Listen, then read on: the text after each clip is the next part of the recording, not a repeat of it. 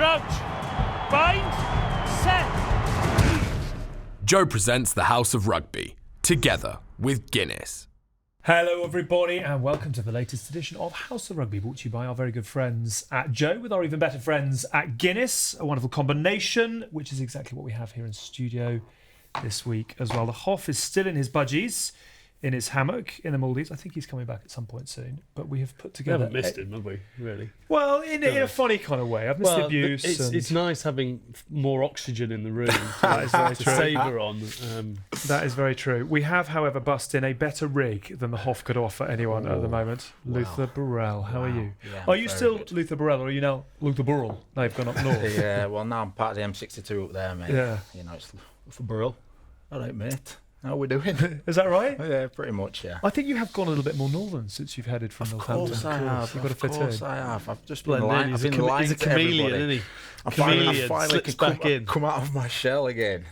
And roll those vowels, whatever it might be. Alt best part. How are you? Very nice to have you. I'm very glad that you've accepted our invitation to come and chat a bit of course, Union. yeah. Thanks for having me. That's Thanks for nice to having have me. you down. Big fan of the show. Not so much a big fan of Hask. You know? Right. Well, What are your joking. memories of being alongside the Haskatron? Well, my recent memories were that he just stole a paycheck from Northampton and didn't quite play, did he? Oh, wow. Good stuff, yes. Producer size in the building with a roar of laughter.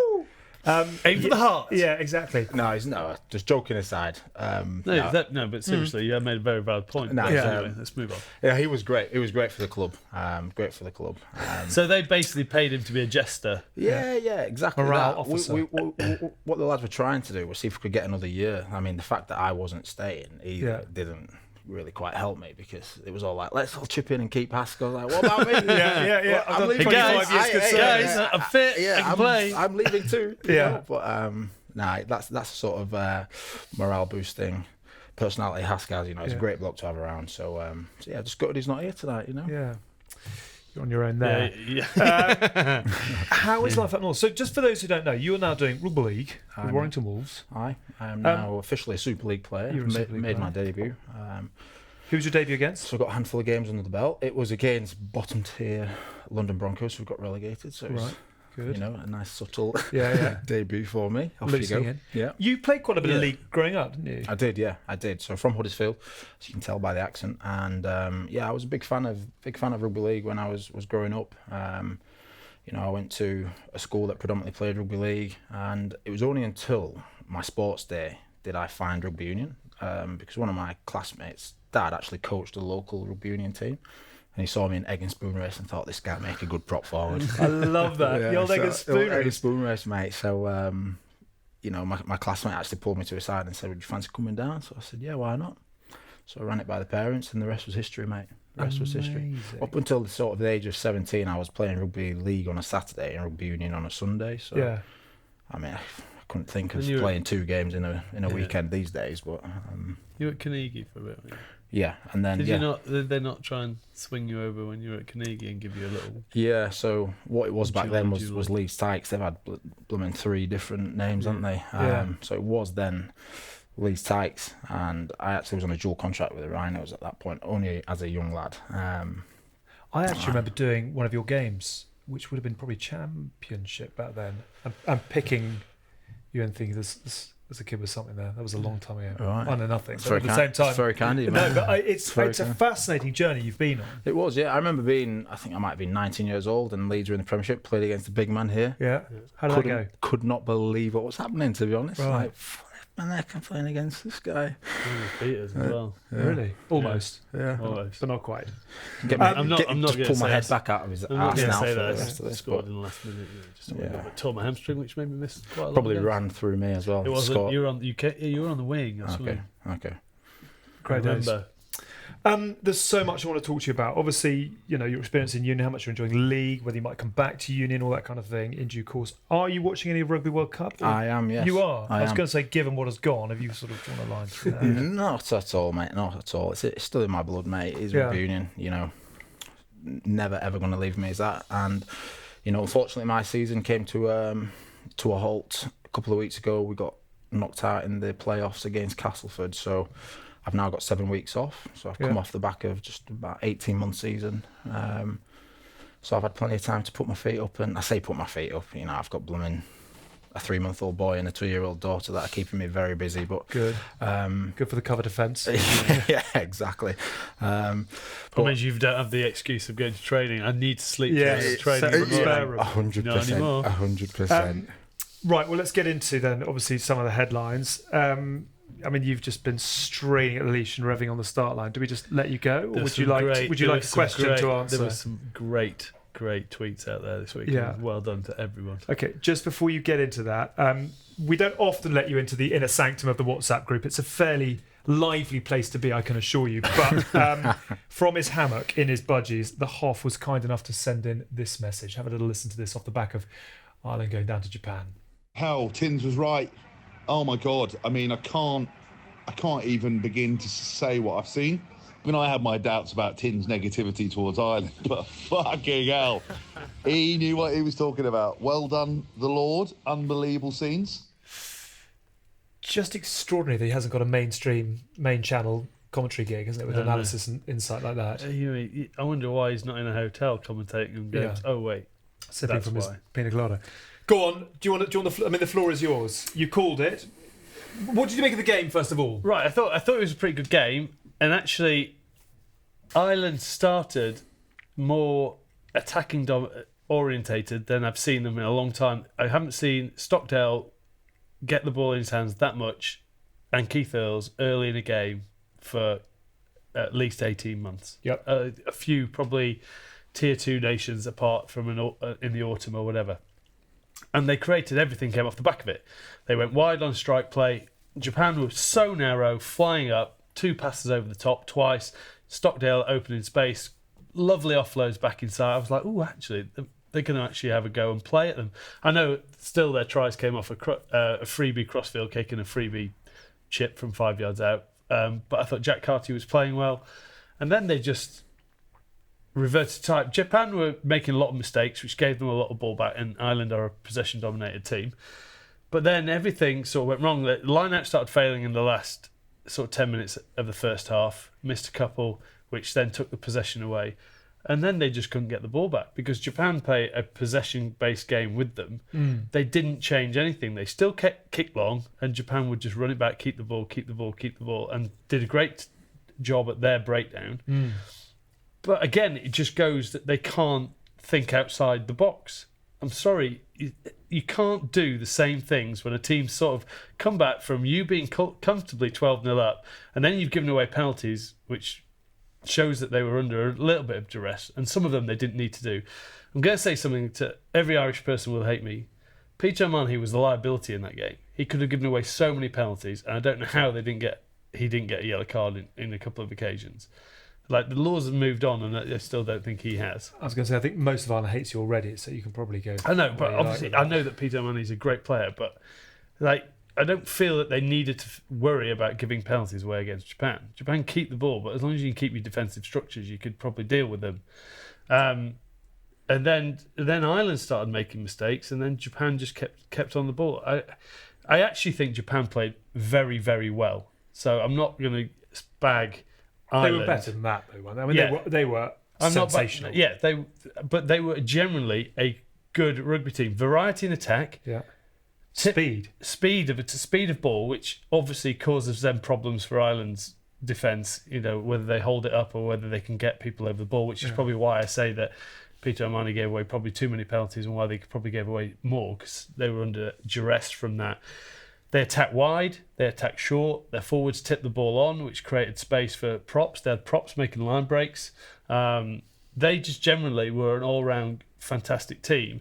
But my issue with Ireland is they had so much success with that early on, which then created them penalties, because Japan gave them so many penalties in that first 20 minutes. I like the way they did a quick tap and went straight for that corner on the first penalty instead of taking a shot at goal.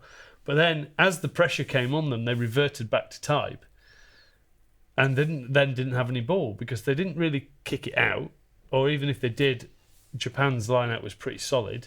Then when they kept it in, they just kept possession. I think that they had 70% of the possession and territory. So when your kicking game's not working, you might then just have to go do something else. And So what should they have done? Well, they should have Didn't have got any ball territory. They didn't have anything They to play surely on. should believe that per man individually, ring rows in that first 20 minutes was unplayable. Give him the fucking ball. He was making line breaks. So they had a game there in that first 20 minutes that they should have just stuck to, but they didn't. Keep the ball on the field and actually play the ball from deep. They did it once with that cross-field kick and they went 80 metres down the line. Yeah. Japan were there for the taking every time. They literally were inside the far post. So they could have cross-field kicked it every time out there 22 and got the ball back and gone down there. And why change it if it's working? Instead, they kept putting it into that corner and then Japan just ran it out and then would kick on their own terms with a grubber down the left. And you have to think that they were unlucky in that first 5 minutes when Mackie didn't score when they put that grubber kick. If Stockdale had put that grubber kick, it would bounce into his hand and he would have gone over. So they were unlucky not to concede early. I think it was a great contest for 20 minutes where Ireland were just the better team. And then slowly they started making mistakes. Japan stopped making mistakes. Yeah. And then Japan were the better team for the rest of it. You a Japan fan? I am. I mean, what a game that was. I mean, what a game for the Rugby World Cup as well. I mean, I completely agree with the points that you're saying. I think Ireland are obviously a better team when Sexton's in there. I think. Would Sexton have made any difference? I think he would have. Yeah. I think so. He just has. You disagree? Well, I think they're stuck in a way of playing. I don't think. Well, I tend to disagree a little bit because for the first 20 minutes they dominated that game, didn't they? So they played differently than they've played in a long time. Yeah, they had. Ireland. I understand they reverted back to type. I understand that, but I think they have the ability to adapt. So, for me, I think an experienced head. Can we get him off the show? Like Sexton. Get off. Could potentially. I like Conchton. Yeah. Well, there was a really interesting line from Eddie Jones, who had Jamie Jones. He was there, but he also had the Japan coaching staff in to Pennyhill Park in November. And apparently, they're discussing. The line has come out off the back of the Japan win that Japan said in November we're going to get ball in play time up to 50 minutes, and the average in Test match rugby is 41. What have you found going from Union to League? What is ball in play time in League relative to Union? Yeah, I mean, well, first of all, Japan, they back themselves on their fitness, don't they? Yeah. And that's predominantly what rugby league is. It is a game of fitness. So what have you done body-wise? Have you stripped down? Or? Yeah, I've lost sort of 8 kilos. Have you really? Me and Hask could be battling out, mate, for best rig. Trust me. He might trump me. I wouldn't imagine you have to work as hard as he does. I know. He's got a fat man inside racing to burst out. What's he doing? It's UFC stuff. Anyway, off topic. I've lost sort of 8 kilos. I obviously came off the back of a 12-month season with Northampton, and then I did a mini pre-season with Rugby League, which was horrendous. Right. It was horrendous, especially coming off the back of that year. I was, match fit, but I wasn't fit as to where I needed to be. I was 112 kilos ish, fluctuating between 112, 110. So I'm now down at 104. Fluctuating around there, so I've just been run off my feet, mate. Really? Yeah. I like that when you first saw me tonight. You look different. I'm half the man I used to be. So I'm doing a lot of up and downs. 10-meter shuttles. Yeah. We're doing Malcolms. You know what Malcolms are? Yeah, horrendous. What is a Malcolm? So you start on the halfway, you'll run back 10, down, up. Run 20, down, up, back to halfway, down, up, and you'll just keep going and keep going and keep going until you can't really go anymore. It's pretty disgusting. It's not pleasant. No. But in rugby league, like you say, ball in play is massive. I think the most tackles I've ever made in a rugby union game was it might have been 17 or 18. Now for a centre, that's relatively high. Yeah. You don't really see that.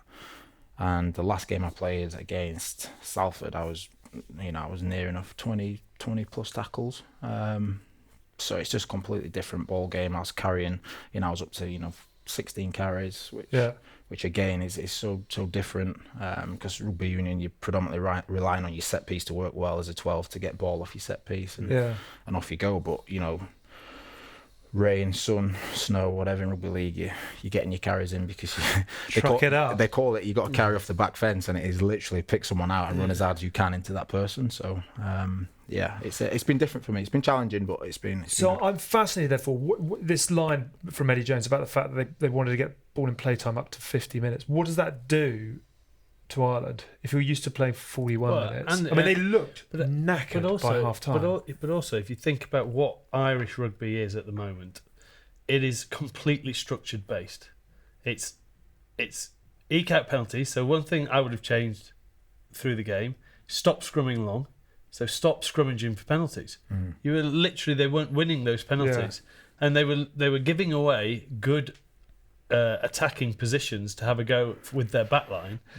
By trying to scrum long and come in off the wrong side of it, and just feeding, talk about momentum shifters, feeding Japan because they were coming out with a scrum win against them on Irish ball. You don't need to scrum long, especially when it's at the back. I'd judge the referees. I'm not going to pick on referees because they get picked on enough, but they could have given them the get it out sort of long, but they just let them sort of stay in this static position, and then Japan ended up coming through and winning it. So they looked to get penalties to then put it into so they play completely the opposite, really, than in play. They play a very structured-based, set-piece-based game. So once you start keeping that ball in for that, their forwards aren't used to it, and they're not used to defending for those sets that they had to defend. And you've got to give credit to Japan. It's just bouncing around. It's not structured attack. It's Japan. It's Argentina 2015 a little bit. Whereas I look at Argentina now, and because they are seen to be a big team now, Argentina, their way of playing so far in this World Cup is just not being the flair that they had in that 2015 where they had no. Whereas Japan stayed with what they did in 2015 and go, right, this is what we are. We know what we are, and we're going to stick to what we are. We're going to put it on the table. If you beat us, you beat us fair and square. And so, what does it do for the tournament? You mentioned it briefly, but I mean, just as someone who's sort of outside watching in now, it just makes it that little bit more exciting, doesn't it? Like that group now wide open. Yeah. And then you push on to the knockout stages, and it just has an effect on it all. Do you think Japan make the quarters now? We can't rule them out now, can we? Only if I had to pick something about They've Japan. got Samoa and Scotland. If I had to pick something about Japan. That last scrum, just straight 9-10 drop goal. Take the point away from Ireland. It's only literally 5 metres just on the left-hand post. Someone should have been in the crowd going, don't give them a point. Let's go for a drop goal. If you miss it, you miss it. You've still... Yes. But they went for another try, but it wouldn't have mattered if they'd scored that try in terms of... The match points. In terms of you could have just taken that 3 points, taken 1 point away from Ireland, that pushes you basically a bonus point victory closer, doesn't it? So, how good for the tournament? Amazing. Do you think Japan deserved? I'm hoping they top the group now, and if they go, they've got Samoa, who are all over the place. Yeah, Samoa, with respect, and then it's a Scotland shooter. They were poor, weren't they? Samoa. Yeah, Samoa. Yeah. I don't think Samoa would beat them, and I think through the Pacific. I don't know whether they played them in the Pacific Oceans Cup or not. Championship, no, don't they? So I think the last time they played them, they beat them comfortably. Yeah. So Scotland, I think it's a good game. It's a good matchup for Scotland because Scotland will want that loose play. Hoggy and those boys will want that loose sort of style. Yeah. But you still wouldn't. I think in some ways, I think Japan control the ball better than Scotland. Yeah. Or Scotland have shown in this World Cup. Amazing shaped them. Stuart Hogg's drop goal. Scotland's first in 5 years. Really? There's a stat for you. Wow. The drop goes back in this tournament. It had to be Hoggy. Well, I think I'm glad to see it's back. I think it shows people are respecting the tournament, that actually winning and building a score is a way of changing momentum and shifting. And I think it's a very, very strong tool, to actually build on the score, as a Clive Woodward would say, and actually impose yourself. It didn't work for Ireland. Dan Bigger, of course. Yeah. Which leads us on to Wales, Australia. I mean, if Japan-Ireland was thrilling and unexpected and a turn up for the books, how good was the blood and thunder of Wales, Australia? It was brilliant, wasn't it? It had everything, did that game. I was chuffed for Wales. I think now I've played alongside Dan Bigger for the 12 months. I class him as a good friend of mine now. Yeah. Just picked that name up a little bit later. Leave it there. Yeah. I'm chuffed for them. I'm going to follow him. I'm chuffed for them. I think Wales they're just gathering momentum, aren't they? It's going to have a big snowball effect. I think. Obviously, they'll probably top that group, won't they? And push on into the quarters. Probably meet South Africa again at some point. And if they can top them and push on into the finals, they've got a good shot. I'm just not quite sure if the momentum's going to be enough for them to beat potentially a New Zealand or hopefully in England. They said, didn't they? I think it was Gatlin in the Six Nations. He said we've forgotten how to lose. Was there more evidence of that in this one? You've been quite critical about the way they played. Are you seeing more from Wales? And I watched the game when I was quite hungover, and I was quite impressed with Wales, so I went and watched it again. Less impressed second time around, right. But alcohol working wonders. Yeah, yeah. But I liked again the way that their attack in the first half was way better. George North got hands on the ball a lot more. So did Liam Williams. Yeah. So did Josh, the other winger. Josh Adams. And I thought they looked better, but then I thought Australia's attack second half and control was strong. Again, I think it put Wales' defence under a lot of pressure, but they did manage to hold out. Again, I would say that they were lucky not to have a few more penalties and a definite yellow card. Yes. Both George North in the first half blatantly killed the ball, got away with it, and then Alan Wynne-Jones as well was lucky to get away with them. But you're never going to card Alan Wynne-Jones. Well, that's the thing. Have you seen him? Every time there's a penalty that goes around, he stands next to the ref for about 5 seconds looking at the screen and then looks at him and raises an eyebrow. It's like, it's a penalty, just get back. But I think it's a great win for them. I think it did show everything we knew about them in spades, the defensive desire, what they are as a team, and I think it showed glimpses of what they could do attack, even though both of their tries came off very similar both penalty advantages, weren't they? So, and they got outscored 3-2, which is still my issue is how long will their defence get them out of trouble even when they concede 3. Arguably, if Australia had a kicker, they win that game. But as a spectacle of a game to watch, it was outstanding. And for Wales as a win, I think it's a huge confidence and mental win. But I'd like to see them focus on what they were doing in that first 20 again, or first half. Dan Biggar, just to go back there was can we give Reece Patchell a shout out, by the way? He came on and got into the game. Bloody hell, In terms of just coming in and people were like, is he second or third? What did you make of the Samu Karevi, Reece Patchell? It's not in any way even a penalty in my eyes. Right. Ridiculous. Okay. Good. Right. So cleared that up. Right. So in terms of leading with your forearm, so holding the ball in this arm and leading with a forearm like that is different to having the ball in both arms. Yeah. If he'd have gone lower, he'd have dropped it down and pushed him down. But because Patchell stayed up high, he's pushed him and he's tried to push him up. And as he's pushed him up, one arm's come off. It's in no way dangerous. I used to do that all the time. I know that's going back in a different time. I know Luther used to do it when he played. It's a way of carrying both balls in hand. If you change and have one hand and then do that, that's completely different. So you saying because the guy was like, well, if it's an open hand, it's fine. So if I open hand and push into your chest and then push you in the face, is that a penalty? Well, no. But then you can just cause as much damage if I push you, grab you by the throat, and whilst I'm handing you off. Yeah. Good. Okay. No, I don't disagree with you. I just think it's. I think it's different to leading with a forearm is having the ball here and then out there. Whereas if he carries it like that, you can still attack the ball, which is what Patchell went to do. He went up high. Yeah. So you suffer the consequences if you set it high. Go lower and chop his legs out. I think it's ridiculous. There'll be so many contacts throughout a game of rugby that look like that. Very similar. I actually went through. I was following through the game, and there were literally loads you could do that. Ridiculous. Dan Biggar, there was a really interesting article off the back of that. I think it was Reece Patchell actually who came out and said, "I've no idea. I cannot understand why the population of Wales, gives Dan Biggar so much grief. Does he give two hoots? I mean, obviously he's doing great things at Northampton now. Is that something you ever discussed with him or not? I didn't even know that was apparent. Yeah, it's a thing across the bridge. It's ridiculous. Do they not like him? They're not a fan.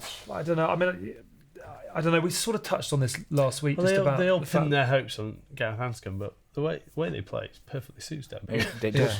It does. How good is he to play alongside? He's good. He's just he's very clear.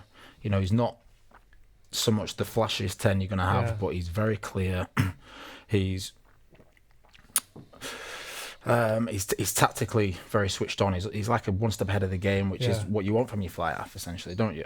He's not so much shy of the tackle situation. So for me, it was easy. You know, I wasn't worried about my inside. If I want early ball from him, he's going to give me early ball. He's not scared of getting hit on the gain line, so he can take it up and hit me up. And he just controls the game really well. So, you know, for me, I'm a big fan of him. I am a big fan of him. I just think, you know, what he's doing with Wales at the moment is very good. So I think they should give him a break. Yes, because he's come in and done a great job. Proper competitor. Yeah. I mean, he's top boy as well. He's just only heard good things about him on and off the field, and he is a competitor. If you're going to stick him at fullback and then let him put a high ball, he's always going to go get it back for you. Yeah, which you can't often say about a 10. No. He doesn't shirk tackles. He doesn't. He's a good distributor. I just don't understand that they all think that because Anscombe was more of a genuine running threat, but the way they play, they don't need that. He's had some amazing. They've got Hadley moments Parks who can do the trucking up if they want to. Yeah. They've got Jonathan Davis who's got God knows how many caps and can marshal that outside channel, be a ball player, be a second kicker. You know, you don't necessarily need their running threat at 10. You've got Liam Williams who could step up as a second receiver. There's loads of things you can do with a genuine out-and-out 10 who can put you in the right areas of the field, makes his tackles. I don't see the issues. He obviously came to Northampton, and I guess he was the marquee for Northampton, and he got a lot of stick for cash bigs. You probably saw a lot of stuff on Haskell's Instagram about cash money. I was sat next to him, so I was just nicking 20s out of his wallet every day. And he wasn't even noticing. He didn't even notice. Never came back. But you know, to sing his praise again, he was in at 6:30, 7 o'clock in the morning on the first team pitch, goal kicking in the pissing down rain. And I remember walking in thinking, like, fair play, you know. He was the first one in, last one out, and you know, that sort of character he is, you know. So, and off the pitch, top boy. I mean, I spoke to him last week, and you know, he said he's going to try FaceTime me, and he's yet to FaceTime me. So if he watches this, I'm sure he probably has got one or two other things to be doing. But if he does, this bigs go well. This is more important, mate. We're all team bigger on this. He gets a huge rap from Hask as well. A phenomenal athlete, I said, like engine, fitness. Yeah. So we have Northampton. No longer attached. We had a fitness test, and we'd go off to this castle, and it was in honour of an ex-vet, and you know, he had to run. Vet as in veteran? Or? Yeah, veteran, yeah. Right. An expat that used to play for Northampton, sort of, you know, however long ago. Yeah. And we did it in honour of him, and if you won, your name goes up on the leaderboard, and it stays there. It goes down in history. And obviously, Dan Bigger, the man he is, came along and won it. And this challenge was not easy. It was carrying sandbags very far, and then running, you know, a 5k sprint after carrying these sandbags. And you know, I got sent a couple of highlights of it this year from the lads that did it this year, and you know, lads were passing out left, right, and centre. So you know, that's what it does. And you know, play welfare. Dan Bigger being the man he is, he takes it on, and came top. And now his name is on the leaderboard for history. It's never going to come off. I always remember we did something like that. We did a thing at Gloucester with the military, and we did this where you had to log carry, and basically log carry, do this, do that, and Shane Monahan, the winger, did it, and they were basically like, you've just got to go as hard as you can. Anyway, Shane just obviously went as hard as he can. Anyway, literally passed out, sunstroke, didn't finish, but all the military guys going, this is what we need. I'm like, he can't play for 4 weeks now. He's dead. He's been captured, tortured, and executed. He was in hospital for a week and a half, and we're like, that's not what we need. Shows commitment. It's great that you'd pick him, but it's no use to us. Not ideal on a t-shirt. Is he not now an artist? He is an artist, but then he also has giving him a shout out. He has a company called Limo, which is actually being able to basically the Instagram or Facebook of podcasts, so you can record it and edit it all on your phone. Good. But I recommend Joe Media. Yes, very good. Bading on message. I want to talk about you, obviously, Luther. I also. You don't have to talk. No, about I do want to do that. No, I don't have to, mate. Let's do our mid-show trail, and then we can come back to that in a moment. So you are watching and you are listening to House of Rugby, brought to you by Joe, together with our good friends at Guinness, with me, Alex Payne, alongside Mike Tindall, and the Warrington Wolves centre, Luther Burrell. It's got a nice ring to it, actually. Now we've gone up north. That was good, mate. Still to come, we're going to talk more about Luther and his career and his path with the boys, and they're going to tackle a cross-code perfect ball. There's a lot of posh in that, Northern. Right. First of all, though, here is the business psychologist, not words I thought I'd ever associate with this podcast. We're going to a different podcast, though. This is the former NBA star John Amici with something that is brand new from Joe. Have a listen to this. My day job is helping businesses thrive through disruption. This show is not about business. It's about people who go from nothing, a seed of an idea, something that everybody thinks is completely impossible, and build it into this massive business. There are 1,000 different ways to be a huge success. One of the most interesting things that we're learning is that how people are failing is almost as important as how they succeed. In fact, it's integral. It's business. Pioneers is having really honest conversations with people, talking about their business, their objectives, their purpose, whether they're just out to make a ton of money and then quit, or whether they really want to change the world. Pioneers on Joe. Listen to it, download it, watch it. I had nothing profound to say. You've been watching Pioneers, together with Open Money. Manage it, save it, invest it. So that is John Amici, a great man. And he has got a new podcast, Pioneers, and that starts this Thursday. It's a fascinating insight into the world of business. We'll learn a thing or two about that. You can subscribe now on iTunes, or you can watch it in YouTube every week. Do give that a bit of a crack. Don't also forget to sign up to the House of Rugby Facebook group. There are thousands upon thousands of you on there now. You can also buy our exclusive range of House of Rugby merchandise. Simply go to shop.joe.co.uk and there you can make your orders. Would you like a complimentary t-shirt? You can either have I'm a Serious Operator or Never Microwave Moule Marinière, or if you like both, we can give you both. I'm a bit upset there's no There's new one coming. There's new one coming, which is Who's the Heavy Breather? With the three of us. I don't God know why I'm on that. And there's another one which is all about the Haskell train. So do I have to have a t-shirt with Haskell's with face on You it? could have the Moule Marinière one if you'd prefer, which is sort of not coming out, but if those of you would like a... Producer said, would I like to wear a t-shirt with my head on it? You don't have to have either. If you need a tea towel, we've got those. We've got beer mats, place mats, key rings. I need to hit Haskell for about bin juice stash, mate. Yes, you do. Come on. Different rival. But bin juice has gone north. It's very north. Right. Yeah. It's very much running strong up north. Is this actually Haskell, or is he claiming it? Is he claiming the glory on behalf of someone far more intelligent and far more... We can't tell who is behind bin juice. Quite fun to have like a Banksy, is it? Yeah. Is that right? The secret will never be told, mate. You can't. Okay. I bet you whoever it is that's running it quite fancies a bit of the glory at some point. 100%. Not if it goes well. That's a mark You have of to a protect man. the IP. Mark as a man is you've got to protect that. You just sit back and take your cash money. You got to ask your question, who would be El Capitan of bin juice? Yeah, don't know. Just couldn't. Who's been a serial warm-upper their whole career? Who's laid and collected more traffic cones than anyone else? There's a couple out there. Surely. We were going to do a Bin Juice 15, actually, weren't we? We need to come back to that. Perhaps we'll do a Bin Juice 15 and seed in the captain of Bin Juice, and then people have sort of narrowed it down to, we'll do a squad. Then you can ask them when we could ruin it as a brand. Do you want to talk refereeing quickly? I only really want to talk refereeing if we're actually just going to say, cut them some slack. Yeah.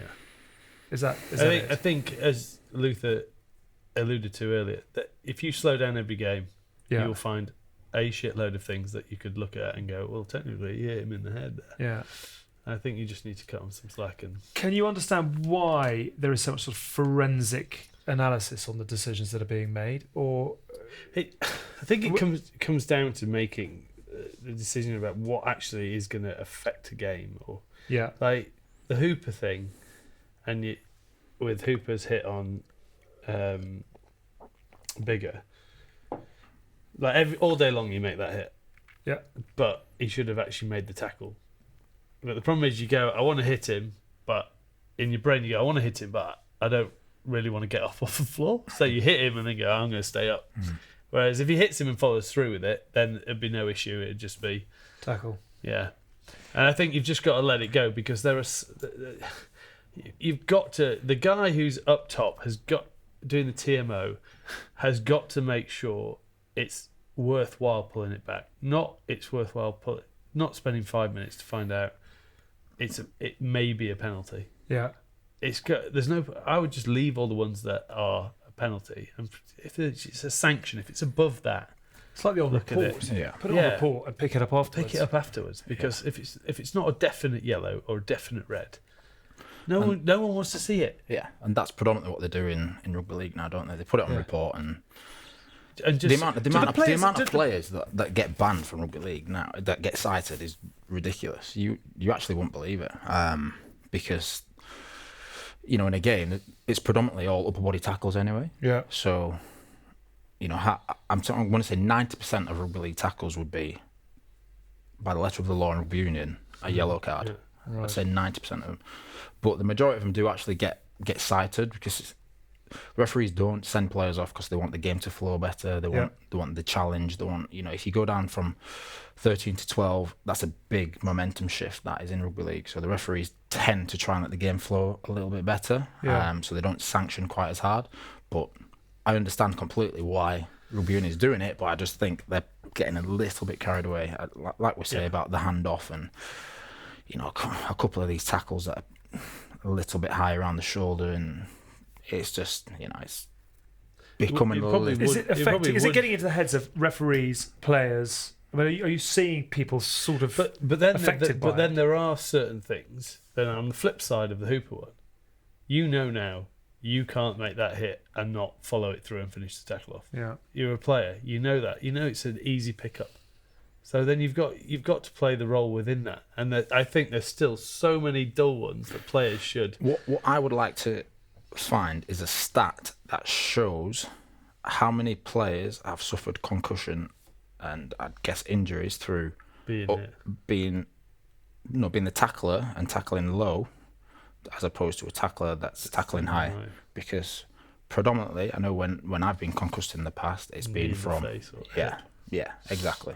Or head on head from a joint tackle. So I think we are trying to make the game safer by lowering the tackle and contact with the head, and of course I'm a big fan of that. I've got a son at home. If he was to grow up and play rugby, the last thing I'd want is for him to get smacked in the head and clothesline, so to speak. So I understand that, but I would just like to see a little bit more science behind why it is so apparent. It sort of feels like we're going backwards and forwards. Well, I think what we're dealing with, like to put it on, is we are dealing with suddenly going from learning from the NFL in terms of what happened around that and going, shit, we can't be in a situation like that. Yep.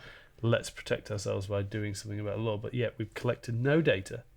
So obviously in the first year you collect data, your skyrocket is going to go like that. Then you get players who buy in. Yeah. So they're actually going, right, instead of when I was playing and I get hit in the head, I'm like, oh no, I'm fine. Yeah. I just play the next week. You're getting players going, well, actually, I'm not feeling right. So you're getting the right side from the players to go, actually, I'm not right here, I can't play. And obviously it gets marked up with a concussion. So your concussion goes through the roof. Yeah.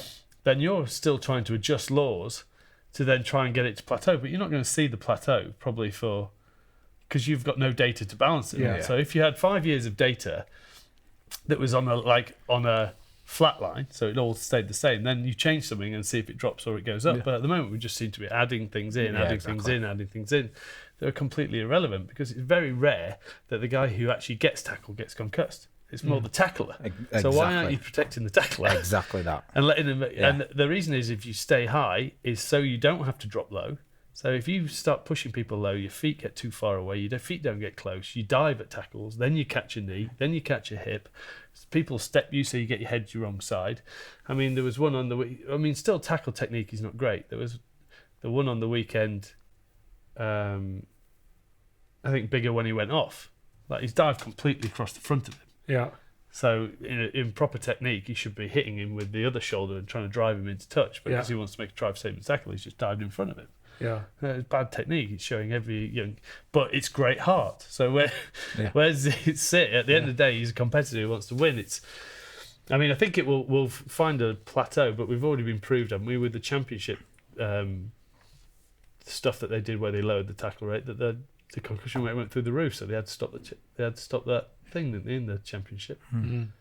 So I mean, I don't think going lower solves the problem. I think you've just got, the whole reason was to get away from violent tackles or not Spear to be tackle, stereotypical. Spears and Pacific Island shoulder really high, aggressive with no real follow through. Yeah. I think we've basically got rid of that in terms of a whole. Yeah. So it's like, well, then just let on get with the game. You're going to get hit. It's a collision based. Well, it's an avoidance sport with unpredictable collisions. Yes. So you just, at some point you're going to have to accept that. I sort of wonder as well how well rugby fit. It was really sad news today, which is that Brett Gosper, who was a good man in a difficult position, has deleted his social media account because he's just getting bombarded. Yeah, 3 weeks in, whatever, 2 weeks in, It's which is just a decision. really sad indictment of the position that World Rugby are now in. It ain't easy. There is nobody there who's trying to do anything other than progress the game and make the game better for everybody's benefit. And when you see good men chased out of town like that, I think that's a huge shame. Well, then you're not helping the sport, are you? No. Because all they're trying to do is make it a better sport. And Their motives are to make it a better sport. and the Not worst to speed with the story, so No. Well, I think it's only happened today. It's just sort of symptomatic of the fact. But you watch something, and I watch something, and Luther watches something, and even though we've played, and you've just spent most of your adult life watching and commentating, you will see it completely different to what we'll see it, and we'll probably even see it differently. So then, how are you supposed to then generate laws? And there's a man in the middle who will probably see it differently to all three based on a far greater understanding of the laws. But you get occasionally when you're listening to the talk that the man in the middle and then the two touch are talking differently, and then the guy in the TMO is talking differently as well. It's like, well, then they'll revert to actual letter 1. Where was the contact? Letter 2. Where was this? And then you just get the sterile decision, which is whether you believe it's right or not, is the decision, and it makes it very tricky. Yes. I was going to sort of talk Michael Checker and Joe Schmidt and their frustrations, but I just sort of wonder whether we park it and. But this is the thing: is the more that you put in with this, then of course managers are going to get frustrated because they're going to see different examples all through every game, and that is the problem. Yeah. And then that's where refs should then come in and go, right, that's not that big a deal for me. I'll let it go. Yeah. Because it's not changing the game. It's just either a simple penalty. And that's what I mean with the TMO. It should only come in if it's a yellow card. Just fucking leave everything else. Yeah. Or just say, right, it's penalty. There's a penalty advantage. And you'll just go penalty advantage later. Move on. Okay, well, let's hope we get. I mean, obviously, Japan-Ireland result, the Wales-Australia game means that we are now back to talking about the rugby again, which is exactly where we should be, celebrating what is a phenomenal tournament. I had a thought, actually, watching the Wales-Australia game, because 2023 is going to be back in France. There's a danger that's quite underwhelming. I kind of want to go to new territories every time now. Let's go to the US and let's go to, new territories. US would be good. that would be amazing. That would be amazing. We've done France. We've been there, done it. Yeah. Let's go somewhere new. Anyway, France, I'm sure, is a very wonderful tournament in 4 years' time. Are you ready for the close-up? Yep. So 4 years ago, in the Six Nations, carving up in the Six Nations, actually. Doing all right, yeah. Doing all right in the Six Nations. Now playing for Warrington Wolves. England player. It's quite a journey. Yep, it is. Talk us through. I'm now captain of the bin juice at Warrington. Yeah. Welcome along. Talk us through it. How do you reflect on what the last 4 years have been? Are you fairly sanguine and relaxed, or to be honest, bitter? I've not given myself chance to reflect. Yeah. So I don't think it's something I need to do yet. I'll do it once I retire. Yeah. There's still a lot of life in me at the moment. I made my real Premiership impact at the age of 24 at Northampton, and thankfully it all went uphill from there. 2014, 2015 was obviously the World Cup and the fiasco what happened around that, and then go on tour to Australia 2016, and then I'm not involved with England since then, but I did have contact with Eddie, but for me, my ultimate aim as a rugby player was to represent England as often as I can. That's ultimately what every English rugby player wants to do. And I could feel it sort of slipping away a little bit. At what point? I don't really think I'd really allowed myself to progress from a lot of the adversity I'd been through. Yeah. I just kind of I'm the sort of player that kind of went into my shell, and on the face of it, yeah, I'm okay, don't worry about it, it's fine, I'll just work hard and I'll put the extras in and I'll be fine. But you have a little seed that can just grow, and I then became my own worst critic, and I would really beat myself up on little mistakes. It didn't really matter. It didn't really have a detrimental effect to the team, but if I threw a rubbish pass or a forward pass or an offload that didn't go to hand, I'd really beat myself up on that, and it kind of had a bit of an impact with me. And I just felt this kind of escalated until last year at Northampton. I just had a really good break, and actually just thought, there was a lot of change. I think Jim and these guys that were all great in the early stage of my career, they all left, and a lot of players left, Fodens and Milers and Lee Dixons, all these players at Northampton. And I became then sort of, I don't want to say like a lone soldier, but there was only a handful of us left that had really been part of that really successful period at Northampton. And I don't know, just something just really clicked, and I just thought, I'm going to have a full pre-season. I've not had a full pre-season for a long time, and I think last year I found myself again. I played some really great rugby. I was battling it out with Piers Francis for the starting spot. We're both completely different players, and I just got the bit between my teeth again, and I started really enjoying my rugby again, and I think ultimately I then come out of contract, and Northampton, they wanted to keep me, and I'm not going to lie, a lot of it just come down to the financials of it, etc. When you said they wanted to keep you, were they sort of continuing the way you were, or was there a sort of we want to keep you, but they said we want to keep you. We'll give you an extension, and then we'll talk again at this point, and we'll see how you go. But at that point, I had my second child on the way. I needed more security, and then I sat back and I thought, what actually do I need? Yeah. And I just thought I just want a fresh challenge as an athlete, because I think about when I've been at my best is when it's fresh, it's exciting. I can really get my teeth stuck into something. I'm uncomfortable. Trying to not so much get comfortable, but trying to make an impact. And I'm actually in 2016, Warrington actually came and they wanted to take me out of my contract at that period. Really? Yeah, and for a team to want you then, and then a couple of years down the line still show such interest, to me was, well, they actually really want me. Yeah. I'm not entirely sure if Northampton desperately want me. Yep. There was other cards on the table. I'm not sure if that was right for me, if it was right for my family. All stuff that I have to take into consideration. And this offer came along to get my teeth stuck into something new, bit of rugby league. It was my background when I was growing up, and I just thought, after a few months of debate, I'm gonna give it a bash. I want to ask you about that and sort of how you're finding it. But I mean, you mentioned you've had some glorious. I mean, what a partnership you have with Billy Twelvetrees for a period of time. You've had amazing days in Northampton colours in both Europe and obviously in the Premiership as well. Given where we are though, and the fact that this is Rugby World Cup 2019, when you look back on 2050, and I can't remember what you said. Did you say about Stuart Lancaster that you felt very let down by him because he'd been with you at Leeds as well, hasn't he? Yeah. Have you spoken to him since? It wasn't so much I was let down just by him. I was just let down by it all. I mean, ultimately, yes, he had the overriding say. Yeah.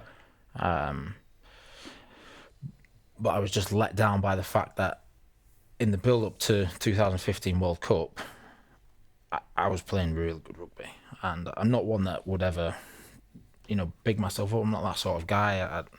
I guess in this game you have to have a streak of arrogance, don't you? You have to self-belief. You have to believe yourself. But then when you're player of that Six Nations that year, you're England's player of the. You're not walking into that camp thinking that you're not going to go to the World Cup. Yeah, exactly. And I think it was just I'd been through was for a really great time. Northampton had been in the final 2014, won that, and then we have a really great year the following season, and then it's World Cup year, and I'm playing really well, and we go to Denver, and I work really hard, and I'm fit, and we play against France, and I play well in these warm-up games, and then it comes down to a training simulator game at that point, which is kind of how it went. And was this Sam Burgess? What was the full tilt test match you against Sam Burgess as it was billed? That's what was really disappointing, because it was billed as Luther Burrell versus Sam Burgess, but it wasn't just that. It was Luther Burrell versus Sam Burgess versus Brad Barrett versus Jonathan Joseph, I guess. I think Billy Twelvetrees was there. So it wasn't. But it was just billed as Luther Burrell versus Sam Burgess, because ultimately he made it in and I didn't.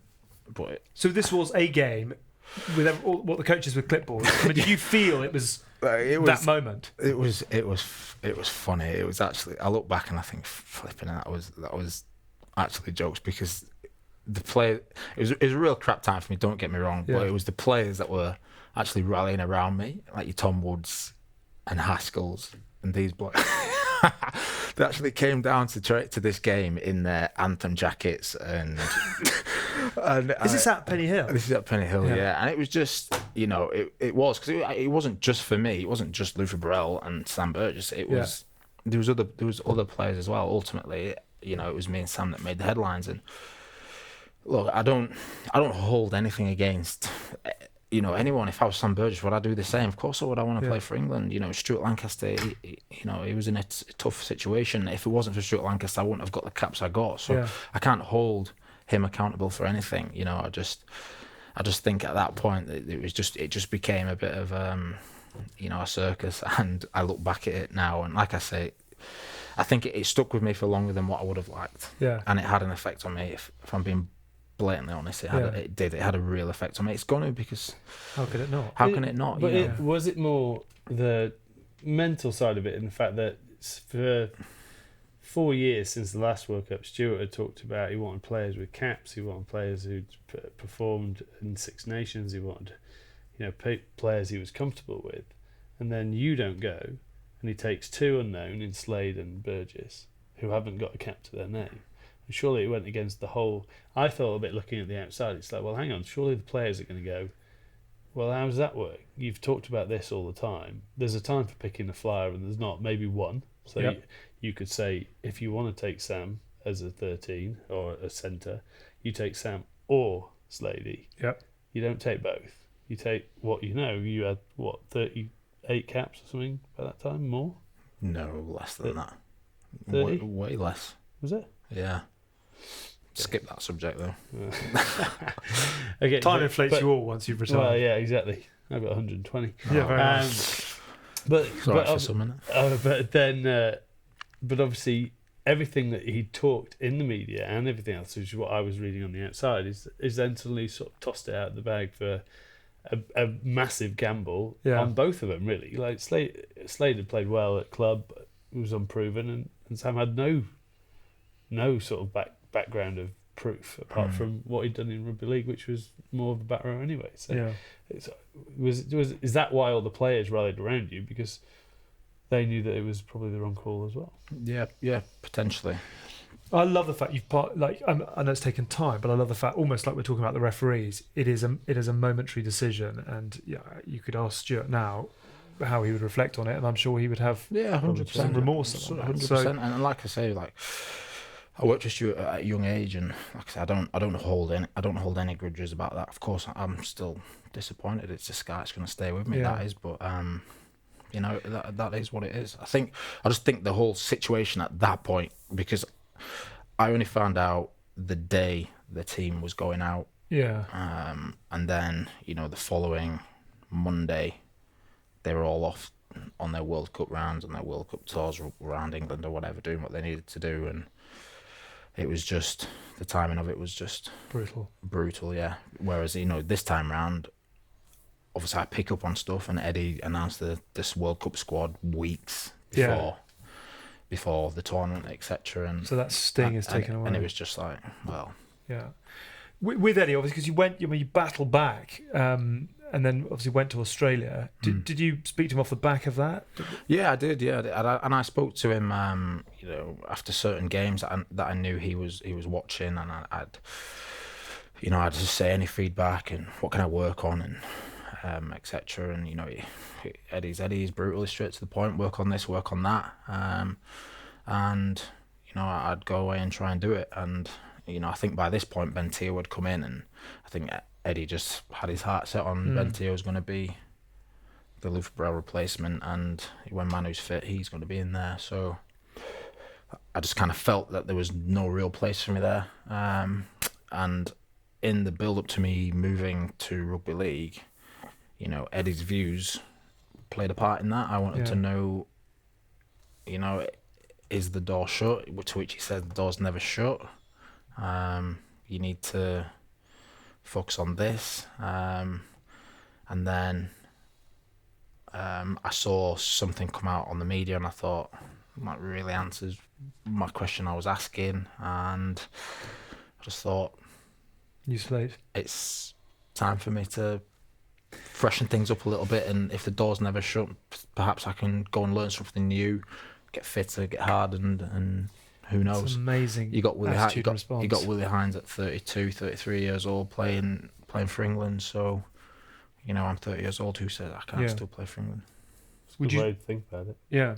Ultimately, you just don't waste time eating away. Yeah. What's the point? Do you feel lighter now with the decision you've made? And definitely. I think it's both physically and physically, yeah, and exactly mentally as well. Yeah, exactly that. I mean, we hear week in, week out from players now, Kieran Miles, saying that the pressure of being a professional sportsman, particularly in an environment which is collision, alpha male, no backward step. I text Kieran after that because I don't want to say I've been as close to the edge as him, but you go through.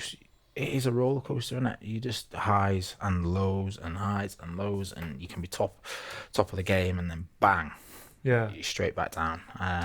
Was 2015, 2016, was that the worst for you, or was that the aftermath of it? 2015 was obviously the worst for me. 2016 was great. I managed to get myself back in the mix. Yeah. Unfortunately, the Australia test I got pulled off just for half time, so that wasn't great. Again, I could have been really disheartened and embarrassed by that, but I wasn't, because I had the chat with Eddie and I understood the reasons, and he was clearly honest with me, and that's the way it was. But from that moment on, I almost felt it was going to be hard for me to get myself back in. So, did you find yourself questioning why you're doing it? Obviously you've gone to league now, but was there a point where you just thought, actually, there are other things out there, or were you well supported by the club who got you back into it? No, Northampton were great with me. Yeah, they were great, mate. Yeah, I can't applaud them enough for what they did, and the lads and everything else. And it's always the beauty around like team sports, because you're surrounded by players that see you every single day. They see me more than like my missus would see me, and they'd all sort of, whether they meant it or not, they'd just be like, oh, it's ridiculous, you should be playing, oh, it's ridiculous, and it's almost like, oh, cheers lads, cheers, thanks for that, it means Hugs. a lot, yeah, sweet, and they just help you kind of get over that sort of that adversity, and they just keep you going, I guess, and obviously you support at home, that network and everything else. So look, it was a tough period. It's gone, and like I say, I'm on to pastures new now. What were the best bits? If you could play one game now for Northampton or England? Yeah, I'd play World Cup final, England, whoever it may be. Let's go. Okay, great, right. Game on, let's play. I was thinking about more the days that you played. Ones you have the played games that you played. Because I remember you scored Wales and Ireland in 2000. You scored against Wales in 2015. I don't know. And there was a scored a bit for England, but there was I love the fact that he knows and you don't. Yeah, that's just generally the shit that we have to deal with. I know. I have to remind you more about what you achieved than you can remember. But there were days when that partnership with Billy looked really fantastic, and really exciting. I mean, do you remember days playing for England where you just thought this is what it's all about? Yeah, 100%. And I think a partnership that I really wanted to do was play with Manu. I never got the opportunity to do that at 12 and 13. When I played, he was on the wing because they wanted us both in the team. That's right. So I think they had, I think with Faz at 10, with myself and Billy and Manu on the wing. Yeah, that was New Zealand, isn't it? Yeah. But I really wanted to try and get a partnership down with Manu and see how that would go. Yeah. But I just never got the opportunity to do it. And I just think with Faz at 10, myself, Manu, and obviously the back three that we had, it would have been pretty good. But never got the opportunity to do that. Many occasions have been unbelievable for England. I think obviously we beat Ireland at Twickenham, which was one of the most memorable games of my career. Playing against Brian O'Driscoll was a true test, which was class. And then obviously winning the Premiership and playing these big games in Europe, mate. The list can go on. I've been very fortunate, and it's just. I guess I'm doing my reflection now, aren't I? Yeah, that's right. You weren't planning on doing it till you're old, but we brought it out of you. We're old men at this table. I'm afraid we take you with us on nostalgia. Alex Payne can drag that out of you. Would you ever consider? Would you ever envisage a time where you might come back to the game? I can't rule that out. Really? Yeah, I can't. Never say never about anything. You can't rule that out, mate. Is there a little bit of you that dreams of playing for England once more? Yeah, of course. That can never die. Yeah. Doesn't matter which code, though. It just doesn't matter, mate. I've just got that in me. I want to reach the highest level as possible. Yeah. No matter what I do. When I retire, if I end up working for somebody, I want my boss's job. That's how it goes. Right. What's the short term? Well, short term, I'm in the off season now, so I've got 7 weeks off. So I'm gonna enjoy my downtime. Because nice. What do you do? Get 7 weeks off. You do a bit of. Yeah, do a bit of sandcastles. Are you getting away for a bit? I'm going to try and get away, yeah. So if anybody watching this wants to chuck us a holiday. That's your holiday. Surely you've got contacts, mate. Come on. He's got his own safari lodge. Come on. Yeah. We'll get you some work in Japan. Get rid of the Hask and come out. Mate, I would love to do that. Right, all aboard. What about the 3-month-olds? Mate, that's why he'd like to do it. Yeah, exactly. She will not be watching this, but let's get that in it. So, and then, what's the contract situation with Warrington? You got another year? Yeah, I got another year. Got a couple of years. But it's really strange. Like rugby league contracts are very much like football contracts. They're just, if it's not working, you can leave. If you're unsettled, you can leave. It's different because I've been part of players at Warrington that just leave and go out on loan to other clubs in other Super League clubs for the year and stuff like that. And it's quite rare in any other sport, isn't it? Yeah, would leave halfway through a season, but I guess because rugby league at the moment there's not actually that many players available to the league, so I think they just swap and change a lot to try and strengthen where they can and spread the love and keep the So into it in the short term, never say never. What I need to do is get some games under my belt, get out of this bin juice chat. Yeah. Doesn't suit me, mate. No. We're talking about far too good a rig. We're talking about my career. Yes. England, Northampton, blah blah blah. But now on El Capitano. Ultimately, you're the bin juice. Unbelievable. Well, listen, I mean, what an amazingly refreshing attitude. And there's so many other things we'd love to talk to you about. I think time is slightly, as always, sadly, beating us. So, time for our perfect pour. Is that right, producer side? Time for our perfect pour? Yeah, he's still awake and still with us. Yes, it is, he says. Our Guinness perfect pour, our weekly test in 119.5 seconds, because that is how long it takes to pour the perfect pint of Guinness. This week, fellas, we're going to come up with the best possible cross code 15. Wow. Some goodies in there. Yeah. Players who have played both Union and League. We can sort of bounce it around between us. We were doing a bit of this in rehearsals, and most of the people we came up with, you were like, what? How old are you? Dark ages, mate. Yeah, I know. 30. You're not that much younger than... Oh, so yeah, young enough. Tim, do you want to lead us out by chucking out some... Let's go from the back to the front. Yes, exactly. There's a lot of very strong backs. We're struggling a bit in the forwards. Tins, away you go. 15, Matt Rogers. All right. Good. Robbo. Jason. All right, mate. Yeah. Randrandra. Yeah. Semi. Sonny Bill. Good. Luther Burrell, mate. Yes, true. Flipping it. You asked the question and we got the answer wrong. You've only just moved back into it. Just giving you a chance. Yeah. Get that cap under your belt. Alfie. Yeah. Gareth Thomas. Good. Jiffy. Yep. Jonathan Davis. Struggling at 9. What have we got at 9? I've gone Piri Whippu. Piri Whippu. I think there's a... I don't think he was a great leaguey, but a very good unionly. You've just found someone who did... He's the only 9 I could actually find. I haven't found a 9. Apollo Perolini at 8. Good shout. Well done. I had to put a Moriarty in, so I've put Paul Moriarty in. Good shout. Just Yeah. literally to kill people and maim them. Yeah. Big cougar forearm in your face. Sam Burgess at 6, best position. Yeah. Well, never a centre, was he? Let it go. Scott Quiddell at 5. Okay. Brad Thorne at 4. Good. And then I'm struggling from then I've on. gone Di Young, who was a genuine cross-coder. Trev Leota. Who might played a have little been. bit Who might for the have New Zealand been. Warriors. You've taken artistic license there, haven't you? No, he did play league for the Auckland Warriors. Is that a team? I'm not very good outside the M25, but and I've had to put Scott Gibbs at tight head because I couldn't find anyone else. I couldn't think of another cross-code prop. No, I can't think of any cross-code. Some bloody good players not in there. I put Thomas at 15. Jim Fallon. There's loads The of backs ex-Bath- in there. yeah. Jim Fallon. Wendell Saylor. Wendell Saylor. Bath North. Barry John Mather. Lottie Takiri. Alan Bateman. Yeah, Batman. He was a proper player. You said Tate, didn't you? I had Piri Whippu. I had Richard Webster on Yestin Steve Harris. Yestin Harris, yeah. Came and went. Henry Paul. Leon HP. Price. He'd be in a touring 15, no doubt. 100%. Andy Farrell. I've gone Brad Thorne and Andy Farrell at my second put row. Henry Paul at scrum half, mate. Just get him in there. Just get him in there. He needs to be in any team. Did you play with him? Yeah. He was, England and Gloucester? Yeah. How did that go?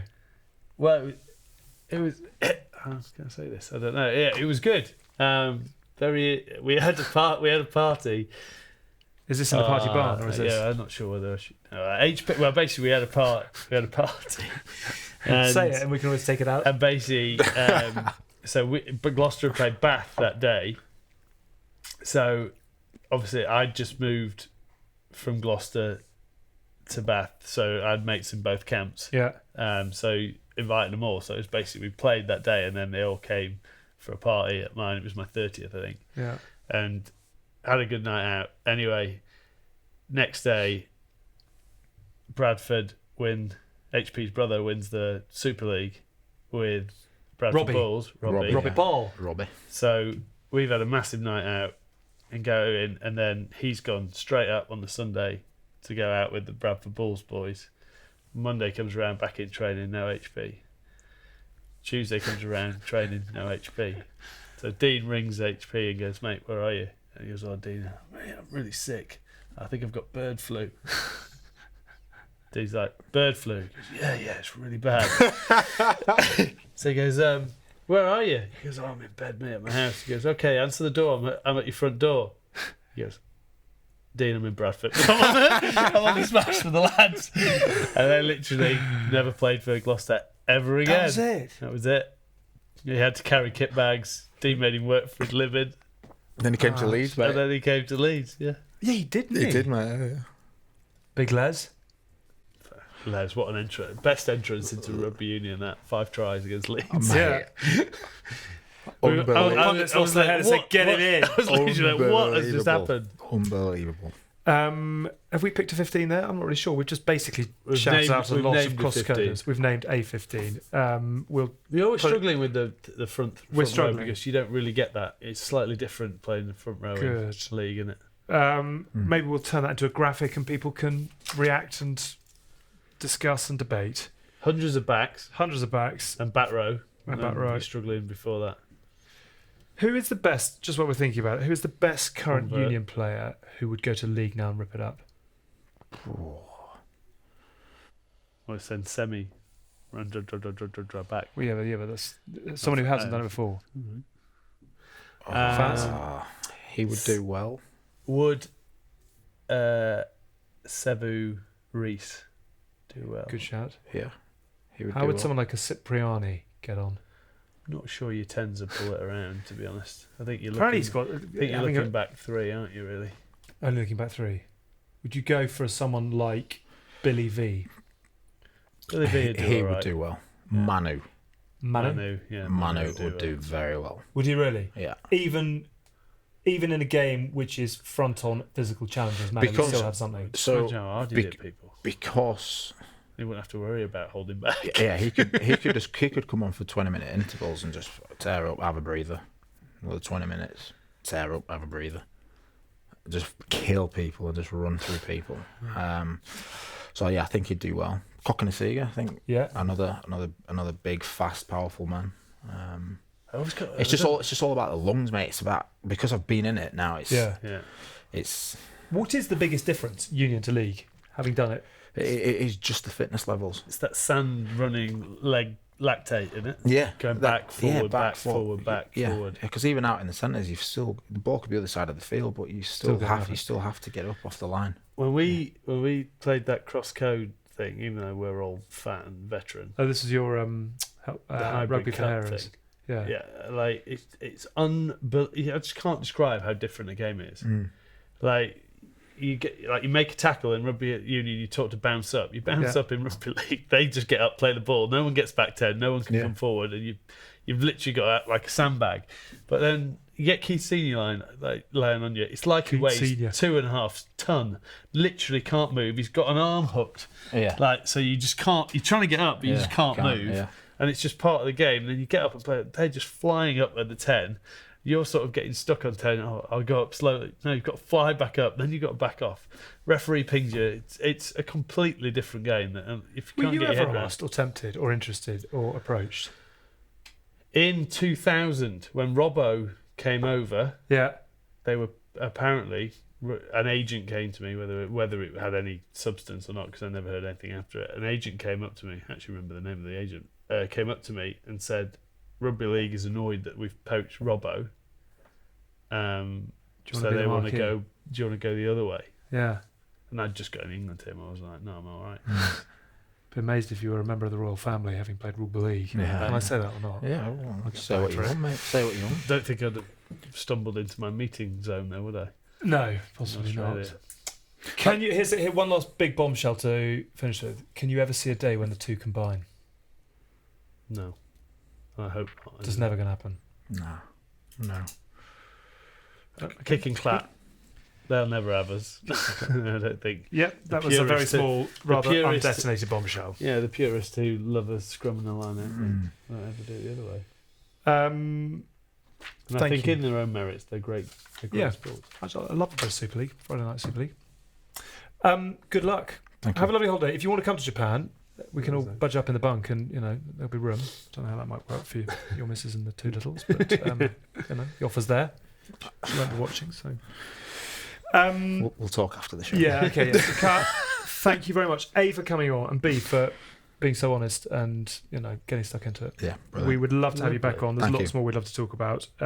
Send our love to the bin juicers. I will. And if you'd like to, I'm not seeing him for 7 weeks, so it's all good. Okay, yeah, exactly.